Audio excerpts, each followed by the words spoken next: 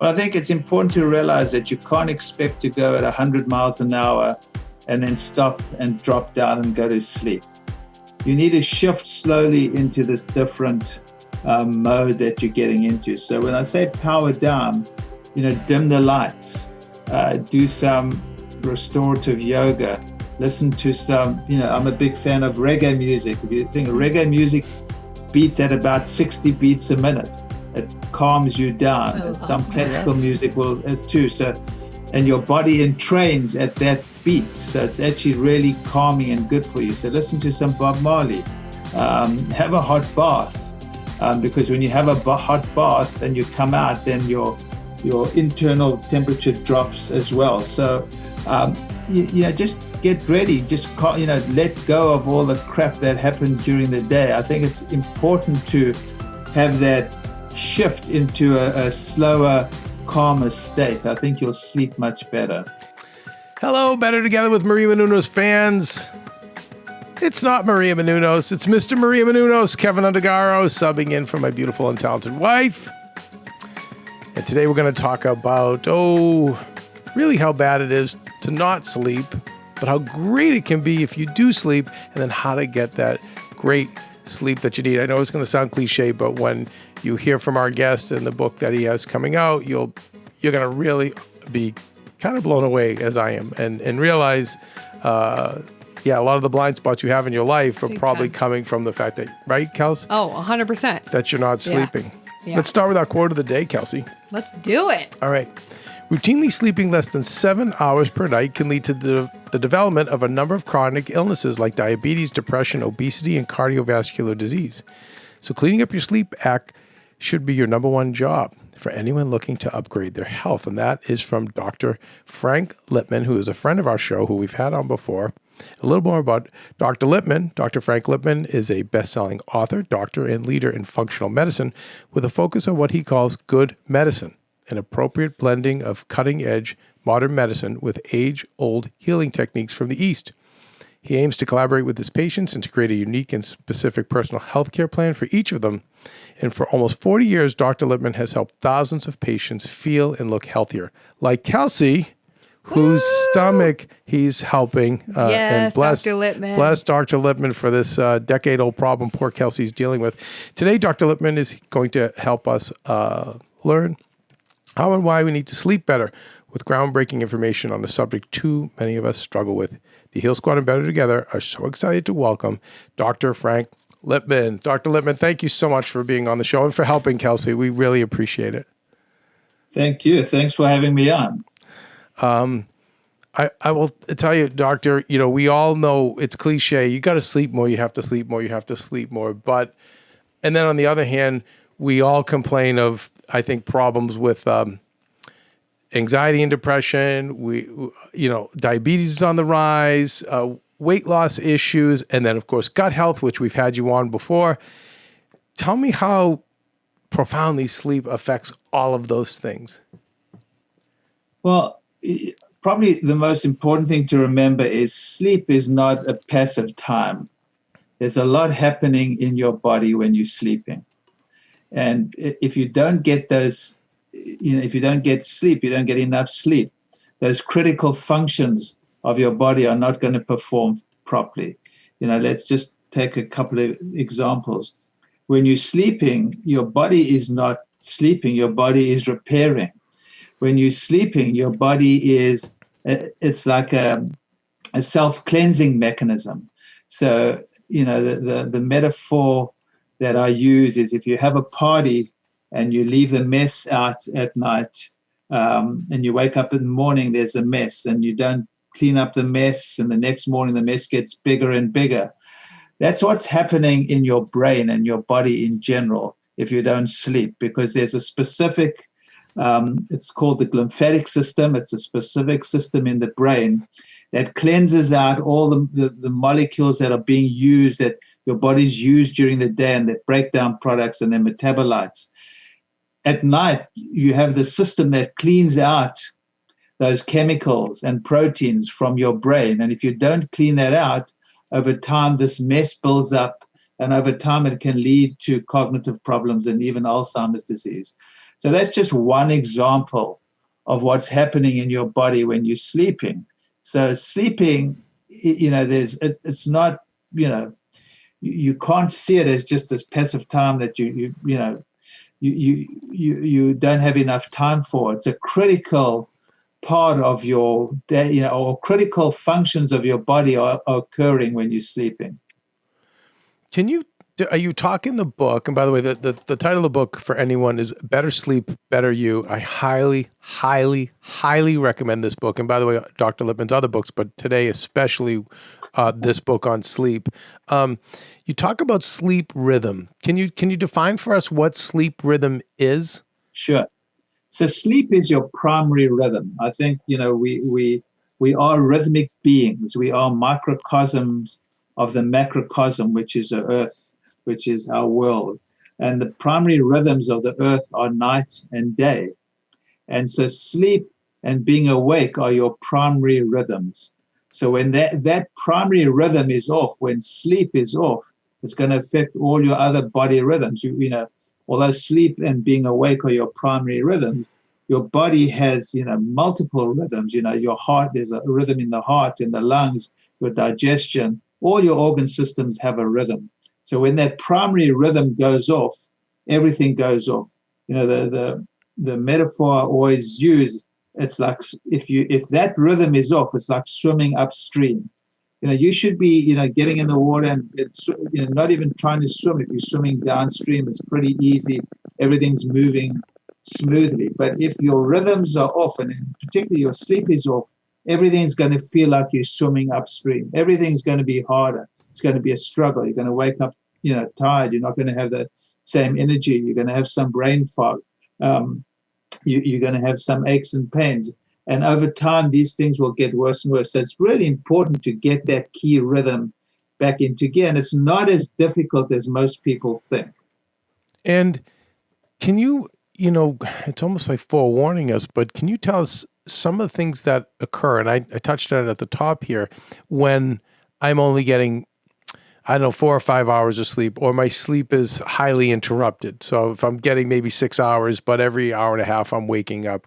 Can you tell me some of the detriments involved with that? Sure. Well, I think it's important that, especially as we get older, we are going to wake up more often during our sleep. Don't expect to go to sleep at 10 o'clock and wake up at 6 o'clock and without waking up. When you're younger, that, can happen. And if you're lucky when you're older, but, if you're waking up, once, twice, even 3 times, whatever, at night, and you're able to go back to sleep easily, then I wouldn't necessarily worry about it. The problem becomes an issue if you're waking up and you can't go back to sleep. But if you're waking up 2 or 3 times at night, not that it's ideal, but if you're going back to sleep quite easily, not a problem. But what happens over time, the sleep deficit issue builds up, and think of it as a problem upstream, and then downstream it can cause all sorts of problems, whether it's going to be more prone to heart disease, diabetes, obesity, cognitive issues, and even Alzheimer's disease. And it's going to affect every organ of your body, because once again, when theoretically, sleep is where you're spending almost a third of your time. So sleep is a crucial function, or crucial functions of the body are happening when you're asleep. So you've got to take it seriously. So it just stands to reason. It's not that I want to scare people, but I think people need to be aware that they need to take sleep seriously. Yeah. And, doctor, I've always said, again, not a doctor, just a regular guy here, but one of the things I have found is the best home remedy to so many ailments, whether it's a sprained ankle or a common cold, has been sleep. Yes, that's quite correct. And I think the corollary. Anyway, there is. I know for myself, and it happens with a lot of my patients, if we don't sleep well for a few nights, then we tend to get a cold, or we're more prone to get sick. So yes, when you're sleeping, your body, that's when your body is healing and repairing. So if you're not sleeping well, An injury from something you did during the day is not going to heal as well. If you're not sleeping well, you're going to be more prone to get sick. So yes, getting not only one good night's sleep, but if you're getting good night's sleep regularly, I think that's probably one of the most powerful things you can do for your health. I love in the book, you talk about not sleeping types. And by the way, there's a great quiz in the book too, and about the 5 types of non-sleep. But can we talk about the 5 different types of non-sleep, meaning some of the factors that are getting our way to prevent us from sleeping? Sure. So why I came up with those 5 types or questionnaire, because there's so many factors that affect our sleep that we can actually adjust and deal with and get better sleep. So not everyone is the same. Some people are going to be more stressed out. So the 5 types are stress. So someone who's got a lot of stress and anxiety, that's a primary issue with sleep. Another type would be a rhythm problem. So someone who is sitting under artificial light at night and not getting enough natural light during the day, or someone who's going to sleep at 12 o'clock one night and 8 o'clock the next night. So that's more of a rhythm problem. It can also be environmental problem. If there's, I saw a dog there. I wonder who's sleeping with a dog. A dog can, or a partner who snores, or noise from a neighbor, whatever it is. So it can be an environmental issue. Could be hormonal. I mean, women, especially women around menopause in particular, but men as well, can be a hormonal issue. So what have I talked about? The stress. And then nutrition, I believe. And then the last part would be, thank you, the last issue that I thought I should discuss or put a questionnaire there so people can see where they fit in is if you're eating crap or your microbiome, Kelsey's was off, that's going to affect your sleep, because when there's an imbalance in the bacteria in your gut, some of those bad bugs can release metabolites, which then can leak through the gut wall and create sleep problems too. So diet and the health of your microbiome is another factor with sleep. So there's, the point about sleep, there are many, many different factors that can affect it. And if you can try pinpoint what your main issues are and then target those, the chances are you'll get better sleep. And that's why I came up with the 5 non-sleep types or no sleep types. And so, when we talk about, with these 5 things, we talk about nutrition. There's certain things you recommend in terms of, when to stop eating, maybe before bed. Can you speak a little bit to that? Sure. So you want, if you're eating too late, your body needs to process that food. You don't want the energy that your body's going to need to affect all these changes that are happening during sleep to have to work on your digestion at the time. You want to have digested all your food and that whole digestive process to be finished by the time you go to sleep. You don't want that energy taken away from those really key areas or key processes that are happening during sleep. So, having to digest your food is going to take your body away from that. So that's one of the things. The other thing is, when you, depending what you're eating as well, is different hormones are released or cascades of hormones are released with different foods. That's going to affect your sleep as well. And lastly, I think I put it in this area. I can't remember anymore. But what's really helpful for the microbiome and then helpful for sleep is fasting. So eating dinner earlier and breakfast later will help your weight, will help your sugar metabolism, will help with all sorts of diseases, and will actually also help with sleep. So when you say fasting, okay, let's say I have my breakfast at 8 o'clock in the morning. Are you saying to fast until 6 o'clock at night, then have my dinner? Is that something that would be effective? Is that what you mean? I'm saying rather the easiest way to fast is to fast overnight because you're not going to be. So I say eat dinner, let's say by 6 o'clock. And then your breakfast, when you break your fast, is like 10 o'clock. So that's like 16 hours where your body is not eating. And that length of time triggers in a lot of these cleansing mechanisms, these natural cleansing mechanisms of the body. So I'm a big fan for, not for you, it would be good, for Kelsey, not. Generally, or it may actually be helpful for her now, but generally, women of childbearing age, there may be some problems with fasting or long periods of not eating. It can be a problem. But for old fogies like us, fasting generally is really good, not only for sleep, but for aging in general. And that's tangible. I mean, I think that is doable. That's why I like hearing that. I think that's a goal we can all set.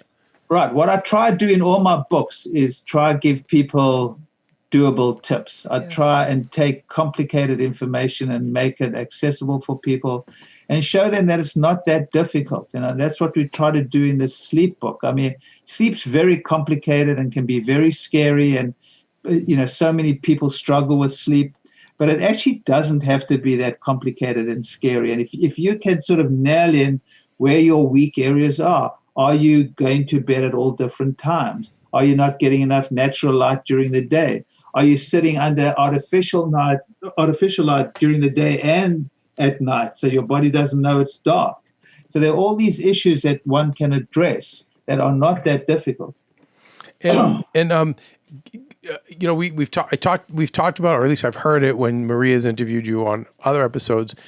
But to find out what foods are agreeing or not agreeing with your body, do you recommend a basic microbiome test that anyone can take to know what foods we can eat that will help with our sleep or take away from it? Well, I don't tend to do microbiome testing for sleep, to be quite honest. The microbiome tests can be helpful, and they're getting better and better, as Kelsey will attest to. Yep. But they can be expensive too. I don't think one needs to do a microbiome test to help you sleep. I think there are more simple things one can do. But, I do use one particular microbiome test I use. It's called the Gut Zoomer. But, it's $400. That's a lot of money. So it's not something I just use. But I think for sleep, that would not be at the top of my list of my recommendations. Gotcha. And then, when let's talk about some of the things in the environment that we can do to affect for good sleep. So probably the most important thing would be to darken the room as much as possible. Any little bit of light can affect your body's own production of melatonin, which is the hormone that is your main sleep hormone. So if you can't darken your room completely, get an eye mask, because it's important to realize if your room is not dark, it's much harder for your body to produce melatonin. If your body's not going to produce melatonin, it's going to be harder for you to sleep. So having a dark room is really important. Having a cold room is as important as well. Having it at temperature of 67 max would be important, because you're going to sleep better when it's cold. Trying to get noise. If there's noise on the street, then just get a noise machine. But anything that's going to affect, or get some earplugs. Anything that's going to affect your sleep like that, light, noise, temperature, all are important environmental factors. And then the dog and pets. I mean, I actually am lucky. We actually, our daughter's dog sleeps over a lot, and she sleeps like a log. So I'll admit that she sleeps on the bed, but sometimes it's probably not the best thing to have a dog on the bed. We have that problem too. Winnie sleeps pretty well, though, I have to say. You're lucky, Winnie. If a dog sleeps well on a bed, it's not a problem. But I mean, if a dog's going to, affect your sleep, it's a problem. And, I have so many, in particular, women patients who complain of their husband snoring. Yeah. I think that's a common issue. So snoring comes up a lot as a problem, the spouse snoring. Yeah. So what do you do with that? Well, there are a couple of, snoring, when you think of it, is just airway not going through this channel smoothly. So if someone's overweight, sometimes losing weight can be helpful. Sometimes just lifting up the pillow a little bit, so changing the angle of the sleep can be helpful. But I mean, if someone's snoring and they're waking up suddenly, or the snoring is really bad, it also may be a sign of something more serious like sleep apnea. So they may need to get a sleep test to just check that out. If someone's snoring really bad, because that can be really detrimental to one's health if you have sleep apnea, because that means you're waking up at night gasping and it's affecting, your breathing and how much oxygen you're getting in. So snoring can be a simple fix by just tilting up the pillow. In fact, some of those smart beds, that's what they do. And they hear someone snoring, they just raise the top of the bed. But that can be really, really helpful, getting these nose strips. But probably what I'd say the two most common factors that I've seen help snoring are avoiding foods that create mucus for those particular people and losing weight. Wow. And would you say for the person who does snore, because I tell you, my wife will poke me when I'm snoring. Yeah. And it stinks because I'm feeling like I'm falling into the deepest sleep. So when you are the snorer, and let's say you don't have sleep apnea and you're not overweight, if I'm snoring, am I not getting the deepest sleep? No, not necessarily the case. And there are actually now these sleep gadgets like the Oura Ring that I have on that can tell you that's not necessarily the case. What happened? I'll tell you, a good example. I am a perfect example. I'm the same as you. I'm not overweight, and my wife used to bump me with snoring. And when I started getting into the research and looking into things to do for the book, I found this simple trick, which I couldn't believe took me so long to realize. Just changing the angle. I said, use another pillow. And when you think of it, it's just common sense. Sleep is just this airflow going through this, your pipe. So if you change the angle a bit, there's less friction and there's less snoring. So something like that, it can be very simple and can be very helpful. When you opening up, that's what these nasal strips do. They open up, if the problem is here. But if the problem's lower down, just changing the angle can be very helpful with snoring. Easy. And let's back up a little bit. And you mentioned these Sleep IQ beds. I'm starting to see more of them. And some of these beds that have a snoring position, they actually are tracking how you're sleeping, good or bad. Do you have any information about those? Do you use one of those, doctor? Well, I don't use a mattress. I do use a sleep tracker, an Oura Ring. I'm not sure about sleep trackers yet. I think they help maybe with patterns. I like my Oura Ring. So your Oura, it's called an Oura Ring? Oura. Okay.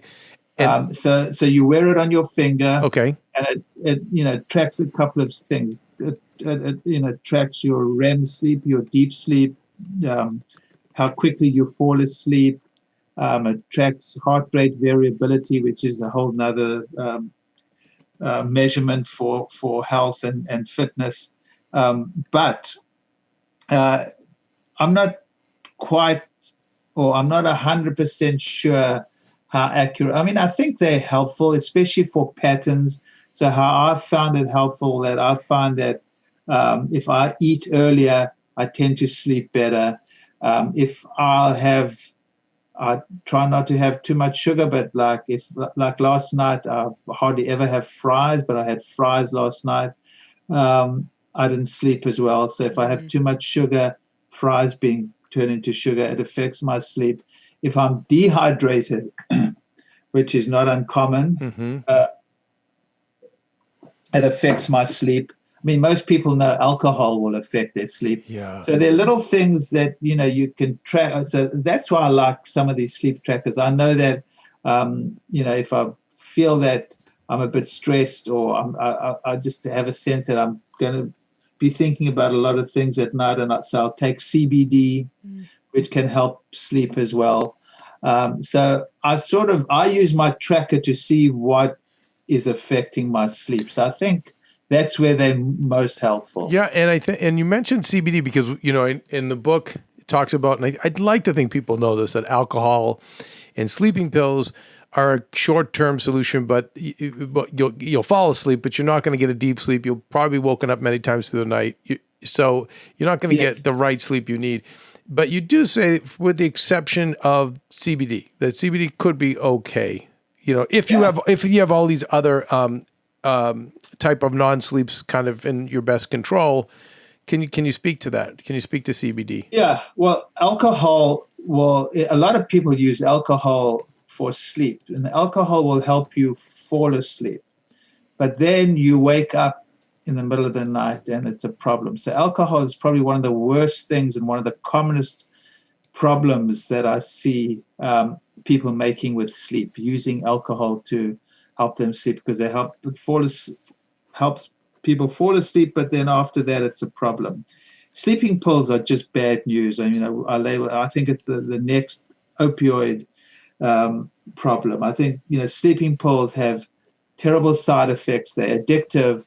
I don't recommend them unless very occasionally for short-term use. But unfortunately, most people don't use them for short-term use. Right. Now, CBD, which used to be, although now in New York you can get CBD and pot is legal, CBD is legal everywhere. CBD and often a little bit of THC can be incredibly helpful for sleep. It seems to calm down the nervous system, and there's particular strains of CBD, actually one CBN, so it's slightly different to CBD, can be particularly helpful for sleep too. Some THC strains can also be helpful. So working with someone who really understands CBD and THC and finding what works for you and the right dosage can, I found that to be incredibly helpful for people. You also talk about chronotypes, and I love this. You're either an owl, a lark, or a hummingbird. Mm-hmm. Right. Can you tell me about those chronotypes? Yeah, so most people know people who wake up early and are wide awake at 5 o'clock in the morning. I'm one of those people. Or people who can only get to bed at 1 or 2 o'clock in the morning and have to sleep till 10 or 11 o'clock, whatever, in the next morning. So a lark is someone like me who gets up early and is wide awake and is really good in the earlier part of the day and is not as good in the later part of the day. That works well for our culture. Whereas an owl, who is like much more awake at night, does most of their best work late afternoon into the evening and only goes to bed late. And the morning, it takes them a while to get going. They wake up late and it takes them a while to get going. That's an owl, which is harder in this culture to be an owl. And probably about 20% of people are larks, 20% of people are owls, and the rest of people are these hummingbirds, which is some mixture of the two. And it can be difficult for an owl to function well in our culture because, especially for kids, and kids are also a little bit, kids tend to be have more of that owl chronotype, although that changes. They find it hard. Many kids in particular and adults find it very hard to get up early in the morning and function early in the day. So it may not be because they're lazy. It may just be part of, what chronotype they are. Can you shift your chronotype, Dr. Yes, Lipman? you can. Great question. Thank you. I would like to do that. Slowly. You can. So the way you do it is if you're an owl and you usually go to bed at 2 o'clock in the morning, I think what you try to do is go to sleep an hour early at 1 o'clock for a few days, and then 12 o'clock, and slowly over a week or two or even 3, depends how you adjust, just try to shift your sleep from going to bed at 2 o'clock to 10 o'clock. So you can, although, it takes a while and may not be that easy, but you can. All right. It's funny when I found when I was, up to about 23, 24, if I didn't sleep, I had severe headaches, and I realized because my meeting with people like you, doctor, that your body's still growing, and so it's really hard. Can we talk about jumping around a little bit? Can we talk about some of the recommended sleep types for different ages? Maybe starting with teens. Well, it's very difficult. I mean, I think you got to sort of put the context in place here and the culture and the fact that teens are resistant. So I definitely don't have the answer to teen problems and teen sleep problems, except to say that maybe starting school every day at 8 o'clock is probably not the best thing for teens. Yeah. Ideally, if they could start a little bit later, they'd probably function better and have less problems. How are you going to, teens are going to rebel, and how are you going to get a teen to, if you just, it's not going to work telling them to go to bed at 9 o'clock at night. So I don't know what the answer is, except to say, if we could shift the day, the school day a little bit, I think it would do a lot of good for society and for kids in general. Yeah, well, and also just hearing that allows us to have more empathy and compassion for the child. So we're not saying you're lazy, you're this, exactly. We can go, okay, I get it. I get where. Exactly. I think that's important because it's, a lot of the time it's not because they're lazy. It's just because their whole body clock just can't function at the way we are forcing them to function. It's funny. I have here in my notes about how you can heal your microbiome, because I know we were talking about the gut health and how it relates to sleep. But can we talk about some of the things that we can eat? Because you had mentioned French fries and sugar and starches are bad news. The worst thing, yeah. Yeah. So if you're going to have them, are they recommended earlier in the day? I would, yeah, because it is going to affect your sleep. Yeah, I'm not recommending it, but yes, absolutely, yeah. And so what are some of the foods that would promote good sleep, let's say? Well, I think it's less about foods that promote good sleep, to be quite honest. I mean, everyone talks about turkey and, tryptophan. I'm not sure that makes a big difference, to be quite honest. I think it's what you avoid at night and how late you're eating. I mean, is probably more important. Avoid alcohol. If you are going to drink alcohol, I wouldn't drink after 6 or 7, the latest. I try, as you point out, have the sugar and starches. If you're going to have them, I'm not recommending them. Have them earlier. It's interesting. Some people actually do just fine with having some carbohydrates at night. For instance, I don't. I think everyone's a little bit different. I do much better just having my protein and vegetables at night. And I do much better, like most people, eating much earlier than later. And, these are, the culture is such, we go out for dinner and, you're sleeping, you're going out for dinner, you're finishing dinner at 10, 11 o'clock. So I don't know how that works. I know in Europe, people eat later. I mean, their whole rhythm is different. They tend to have the siesta in the afternoon. So they've sort of adjusted to that. I remember being in Barcelona once and being told they only start dinner later. And my wife and I sort of thought, okay, we're going to have a sleep at 5 o'clock or whatever. And we're going to go to dinner late at 9 o'clock. And they were only opening at like 10:30 or 11. So I think, I think a lot of this has to do with culture too. Yeah. I think, the rhythm of a particular place. But I think in general, eating earlier is really good for your body and for your sleep. And I think speaking of the rhythm of our country, it's been so much just rat race, chase your tail. I know from my own life, but what I've seen around me, it's like more, do, pushing more. Right. And then when I've gone to Greece and Italy and those places, it's just been like, you Americans are crazy. We don't work like that over here. For us, we see work in a different way. At least those cultures that I went to. I wonder if the pandemic isn't changing that for people, where it's forcing us to be at home and hopefully to be more mindful of sleep and less mindful of the rat race. I think it has. I do think that's one of the positive takeaways that I've seen anyway. People have realized that they don't have to be caught up as much in like go, more.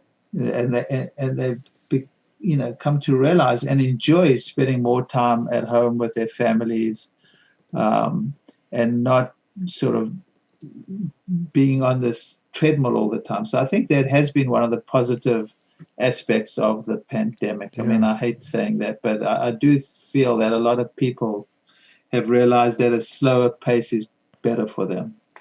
You mentioned something about how they have the siestas over in Europe. I had a grandfather who lived a long life. Unfortunately, he got hepatitis C from a bad blood transfusion. But I always tell my mom, if that didn't happen, this was like 30 years ago, he would have made it to 100. But one thing he did every day is he worked construction, but he would come home at, he'd work 7 to 3, and he would come home, and I think at like between 4 and 5, he had a nap every day.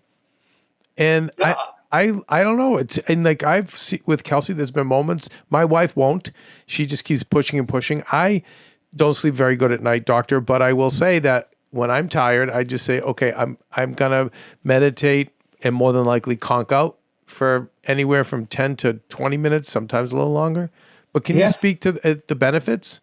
Yeah, I think I'm a big fan of napping, to be quite honest. I just think, unfortunately, it doesn't fit as well into our culture as it does into other cultures. But I do think napping can be incredibly helpful, and I think it's a really good habit if you can do it. I'm a big fan of, we mentioned in the book, it wasn't my idea, but I do talk about it in the book. It's called a nappuccino. You have a cup of coffee before you go and have a nap, and then when you wake up, you're wide awake. But I mean, that is sort of a bit of a joke, but it's a nice thing to do. But I do think the concept of a nap is one of those things that I think would be really good. I mean, because most people's energy dips around that time.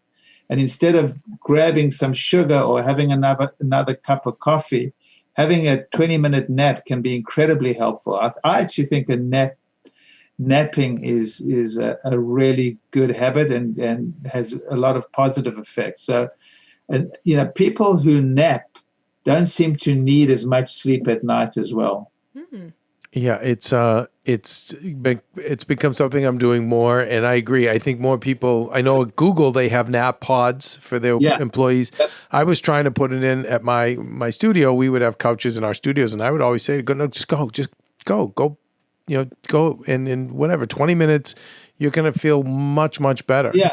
You just need 20 minutes. And if you can get into that habit, it's a really good I think it's a very good habit. Yeah. So you also talk about syncing with the sun. Mm. Yeah, it's this whole concept of rhythm of day and night. I mean, at night you need darkness. During the day you need light. So most of us don't get enough natural light during the day. And one of my favorite tips for sleep at night is to go out and get some natural light first thing in the day. It gets back, as I say, that day and night are your rhythm makers, and melatonin and cortisol are your rhythm keepers. So melatonin is what's secreted at night, and cortisol is what's secreted during the day. So one of the best tips one of the best things you can do for your sleep at night is actually, if you can, meditate first thing in the morning, and then go get outside, get some natural light, go for a walk.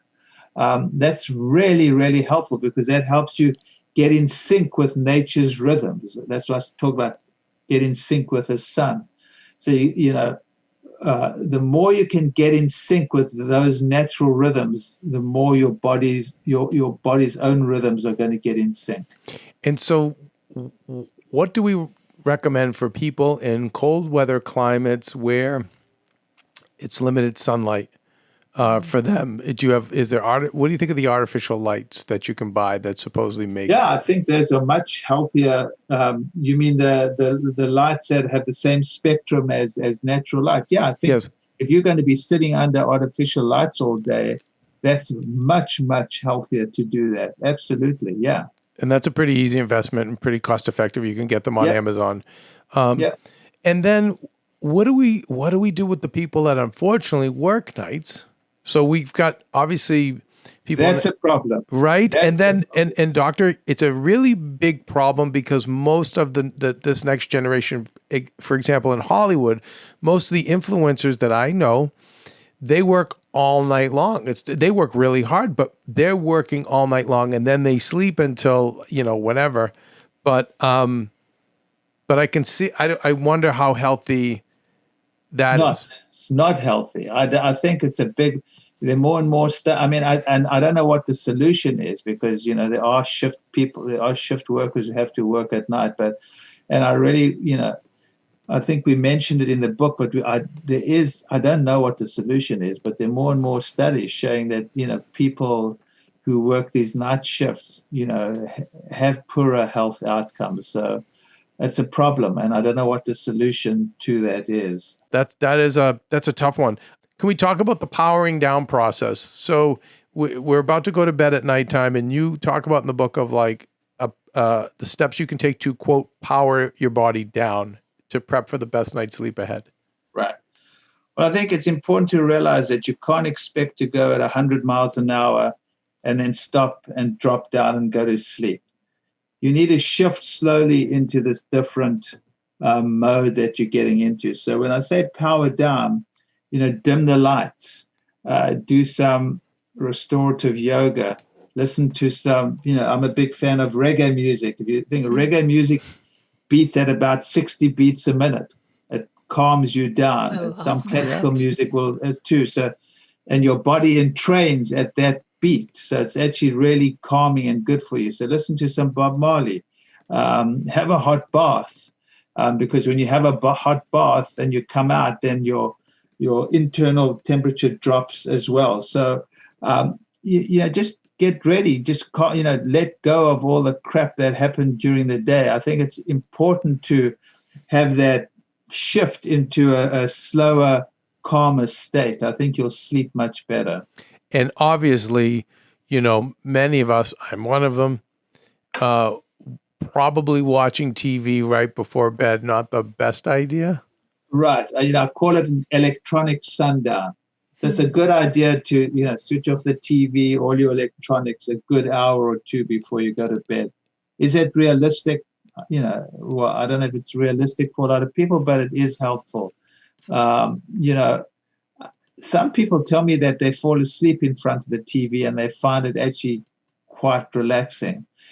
But yeah, I think all that blue light and the stimulating light is probably not a good thing. So find other ways to just calm down your nervous system. Does it make a difference what you're watching? If you're watching a light comedy versus a very deep drama or a documentary on serial killers? Yeah. Well, to a certain extent, because if you're going to sleep anxious or angry, it is going to it's going to stimulate your whole stress response. So that stress response is going to stimulate your cortisol, that hormone we talked about that should be secreted in the day, in the morning. So yes, that can absolutely affect your sleep. Yeah. One of the tips that I do, Doc, I this has been going on literally since I was 7. I would listen to the radio as a kid, going to bed. So now it's podcast. But what I do is I'll set the timer on the podcast for about 10 minutes and I will make sure it shuts off and I'm out. But I know that if the nights I have accidents and don't set the timer and it stays on, I am not getting a restful sleep because my brain is still working, trying to process this information coming in. Is that accurate? Possibly, it could be. I mean, I think I like the idea of listening to something before you go to sleep rather than watching. As long as you're not listening to something that's going to sort of activate your brain, I think that's a good idea. Yeah. And then can we talk about dreaming? Because sometimes I've used dreaming as a way to know that I slept. Because sometimes I don't know. I'll be like, I didn't sleep. And my wife will say, you were snoring. But a lot of times if I know I dreamt about something, I at least know I got some kind of sleep. But can you talk about the role of dreaming in healthy sleep? Sure. Well, dreaming, a lot of people don't remember their dreams, but most of us are dreaming. Not all of us, but most of us are dreaming, even if you don't remember your dreams. When you dream, if dreaming is a way of sort of storing these memories. And it usually, most of the dreaming usually happens in your REM sleep as opposed to your non-REM sleep. So in your REM sleep, you want it to be at least 1.5 hours of your sleep, a good 20% of your sleep. So, ideally even more. So, you can track it. If you don't remember your dreams, you can, the trackers do measure your REM, your REM sleep. Once again, everything that happens in our body happens for a reason. We had this, for instance, we were talking about the microbiome. We had this idea that if you had a pain in the lower abdomen, you just took out the appendix because there's no function. The appendix, doesn't play an important role in your body. Now we realize that the appendix is a place where a lot of these good bacteria are stored. So, all these years we're just taking people's appendices out for all the wrong reasons. And Kelsey's was removed, right? Kelsey, yeah. Yep. Wow. Do you see? I know it's a sidestep here, Doc, but is there a correlation between? Yeah, Kelsey's got a couple of correlations, but that could be one of them. Yeah. That's crazy. But in the same light, I think dreaming is, important things are happening during dreaming, in particular, the storage of memory. Dreaming is a tough one because I'd say most people or a lot of people don't even remember their dreams. And then you don't want people you don't have to remember your dreams. You probably still are dreaming. And when you are dreaming, though, that's REM sleep? Usually. Not all dreaming happens in REM, but for the most part, it's usually in the REM sleep, yeah. And the REM, there's more REM sleep that happens in the second half of your sleep, more deep sleep in the first half of your sleep. So you tend to dream more in the second half of your sleep. Wow. Yeah. So you have deep sleep first? Most people have more deep sleep. It goes in cycles. You cycle through deep and REM and non and the different light, deep REM. So your body cycles through all these stages of sleep throughout the night.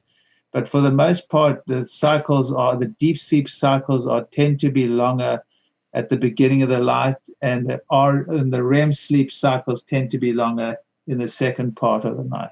Huh. Interesting. And for somebody this was me, and you wrote about it in the book too.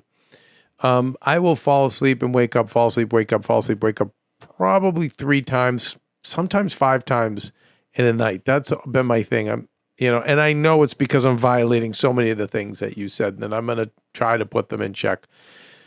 But you were saying that that's not as bad as, say, not being able to fall asleep at all. Yeah, I think if you're waking up and going back to sleep fairly easily, it's not the end of the world because your body is cycling through all these different stages. If you waking up and struggling to go back to sleep, that's a bigger problem.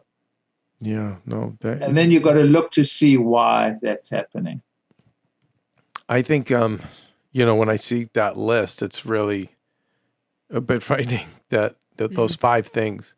And I think for a lot of women, the hormonal and the stress, and then on top of it, everyone, not everyone, but most people, the nutrition, we're not doing what we should be doing. Yeah, and I think that was the point of the book, not to scare people, maybe to scare them a little bit to make the changes, because there's so many little changes that one can make that'll help one sleep better. Well, I think the opening quote, I take it like this. I don't think it should scare anyone. I think it's inspiring to know that if we can work on our sleep, then that's the first step to obesity and anxiety and, and all the other things that either are plaguing us or will plague us. So I think I look at it as an inspiration because, it's not that hard 6 o'clock to fast till 10 in the morning. Listen, I know we'd all like to. My thing, Doc. And Maria were here. She would be making fun of me, but like I like to eat cereal. I was thinking it the whole time as I'm watching a really bad reality show late at night. But I do know that when I don't do that, I feel better. When I do that, I wake up, my body's hot because of all the sugar, from the bad carbs. I get it. It makes sense. It really does. Dr. Lipman, I want to know, I like to ask our guests what their self-care non-negotiables are. And obviously, one of yours would be sleep. But how many hours do you have to get to function? Like, what's your non-negotiable? I'm out. Sorry, what was it? I was just... No, you're fine. You're fine. I was just saying I like to ask all of our guests what their self-care non-negotiables are. And I'm guessing, obviously, one of yours would be sleep. So what is it for not. you? Maybe not. Basically, what are the things in your life that no matter what, you are going to apply to take care? I feel like sleep would definitely be one, to take care of yourself. Mm-hmm. Yeah, sleep. I try to go to bed by 9:30 every night. I mean, I used to joke that that's what old people do, but that's what, I find that is really helpful when I'm sort of go to sleep by 9:30 because I wake up at 5 o'clock every morning. I try and meditate every morning.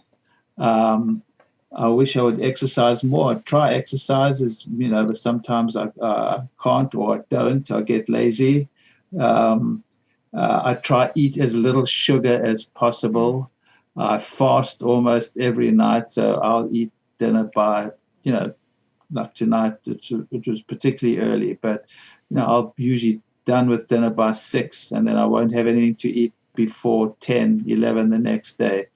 So my non-negotiables would be probably fasting, prioritizing sleep, meditating, and then, just trying to treat people the way I'd like to be treated. Yeah, right. Mm-hmm. I mean, amen to that. Amen to that. There was... laugh, have some fun with it. Right? That's so important. So, the other thing, to inspire people is how much the lack of sleep will age you. Yeah. Right? In your body, your looks, everything. Absolutely. I think that's, because I just had a book come out on aging when I was on the show. The connection between sleep and aging is huge. Probably one of the best things you can do to age well is pay more attention to sleep. Prioritize your sleep. If you want to age well, prioritize your sleep, period. And again, something it's a lot easier to do than some of the other things that we need to do. I mean, I understand willpower is involved with food and the other things, but sleep is something, I think that we can all do, and we all need to fight to do more of it. Again, I've referenced my wife, Maria, doesn't sleep enough, and I'm always happy when she does because I know how important it is. Just tell her how crucial it is. And it's an easy fix. It's something, it's you're letting your body do all the work. You're just laying back, going to sleep, and then your body's doing all this great work. Right. Doctor, can some people genetically need less sleep? I think that is the case. I mean, I was trying to look at, this comes up all the time, and I get told all the time by many people, especially New Yorkers, they just don't need enough sleep.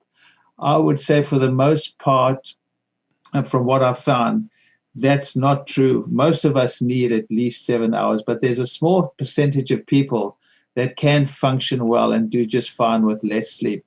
But it's not a particularly large percentage. Right.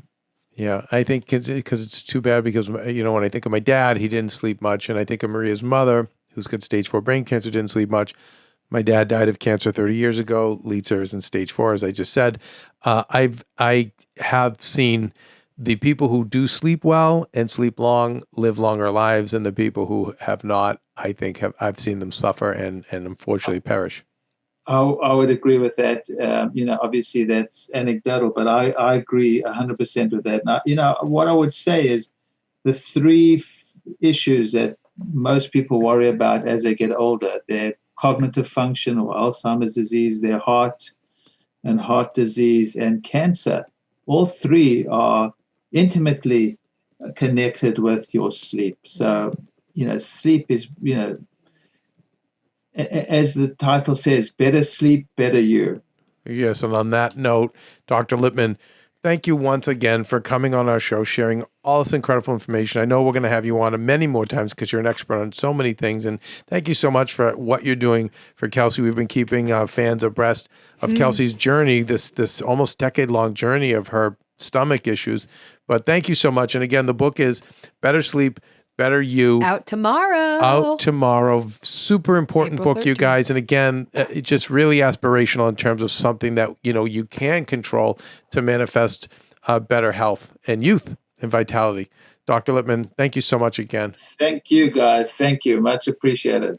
You guys, you have to get this book because there is a 21-day reset that Dr. Lipman has in there in the back, and it's 3 weeks, and each week is different, and it's kind of like how you can help yourself, small baby steps. It's not massive changes. Like I was looking at it and I literally wrote in my notes, I was like, Kevin's going to do this with me. Oh. And it's cool. He talked about the guy he wrote the book with works at Casper, and how their office is doing the sleep reset together. So everyone's like encouraging one another. They're talking about it. So it's a really cool thing. I'm in. It's such a healthy, positive. Well, a lot of this stuff seems actually definitely doable. Pretty attainable. Yeah. And for 21 straight days, I can do it. And by the way, like shout out to if it's Casper. I love how corporations are evolving to realize, it's better business 100% for them to start thinking of the health of their employees. It was it's a long time coming. Let's hope it keeps going. But yes, I'm in. I'm going to start practicing some of these things. I mean, Stephen, are you on with us? Yeah, I'm here. Stephen, so for someone like you, right? Like you probably violate a lot of this too. Yeah, definitely. I try my best, but I really have never been able to get into like the powering down routine, because my like view on sleep is like, okay, let's do this for 15 more minutes, then I'll stop. Let's do this for 15 more minutes, then I'll stop and go to bed. So there's no like in between. It's like I need to just finish this one last thing, then I'll go into bed. Yeah. We should send Stephen a copy of this. Stephen, it's really good. I was like on top of the world after I read it, because I feel like you always hear you need more sleep, and you're like, that actually stresses me out. Please stop. But I read this and I was like, dang, I'm going to get more sleep. I'm going to improve my stomach. I'm going to improve my life. And you can totally do it. Well, Kelsey and Stephen, here's where you're both lucky or fortunate, is you can sleep. Yeah. See, for me, for years, I couldn't sleep, guys. I would just have insomnia, and then you'd have insomnia and then go have to lug carnival equipment all over New England, for 20-hour days and then not be able to sleep. So I'm at a place now where I can finally fall asleep. I think with age, I've gotten, and thank you being with Maria, my anxiety levels have gone down. But luckily, both you guys can fall asleep and you can keep sleeping. I can't. Yeah. I can, like I said to him, I'm a couple hours, I'm up, back to sleep, couple hours, back up, so I can't get that long. It's very rare. It probably was maybe in the last 20 or 30 years, maybe like twice, I had a solid sleep where I just like woke up and it was like 10 o'clock or 11 o'clock. Yeah. Like, wait, what happened? Well, you're both lucky you can do that. So take advantage of it. I mean, you're the perfect guinea pig for this 21-day reset. Kevin's going to report back. I'm in. No, I'm in. Yeah. No, I'm in because I think listen, you guys are young. So when you're young, you think, right. I'll deal with that later. But I'm at 54, being an elderly gentleman. Another year, I think I'm considered elderly in this country. And so sad. And you bet your bottom, I'm taking full advantage of my senior discounts, everything. When my dad turned 55, he was like, "We're going to freaking Pancake House or Denny's or whatever, because you're on the senior." I'm so in. But I was going to say though, but when you think of Alzheimer's and the correlation, that's the one thing that I can deal with anything, any kind of illness that comes, because I've just seen so much of it. Honestly, like I can deal with any of it except that one, because that would affect everyone around me. But my grandpa had Alzheimer's, and I'm curious. I'll have to ask my mom if he was a good or bad sleeper. Just like, I don't know. It's just crazy. I don't know. That's bad because it just, like I said, it affects everyone around you. Yeah. And, but anyway, so I think but you're young and you want to stay, both you and Steven are two, very attractive Healthy young broads. people. Thank you. And you want, so just to appeal to your sake of vanity, you want to stay that way and sleep, sleep is a good way to do it. But then I think, I don't know, it's like everything, you'll get more success by taking that. We just keep learning through this pandemic and through this show that the more rest you take and the more breaks you take, everything mentally and physically all will get better. So anyway, the book, once again, Better Sleep, Better You, and invest in it too. If it's an artificial light you need, get it. If it's the weighted blanket, get it. Yep. Having your room cold, that's another thing too. Like, having those windows open sometimes in the winter, guys, you know what? Like, little crack there and not bad. They talk about that in the book. It was on that quiz. It was like, are your windows closed the whole year? And you say yes, and that's actually a bad thing. It's not a good thing. Yeah. So So out on Amazon where books are sold tomorrow. It's a good one. Yeah, it really is. Good one. Okay, well, Kelsey, until then, what? Until then, Kevin, we all should be nice people, make good choices, and be present and sleep well. Mm-hmm. Bye.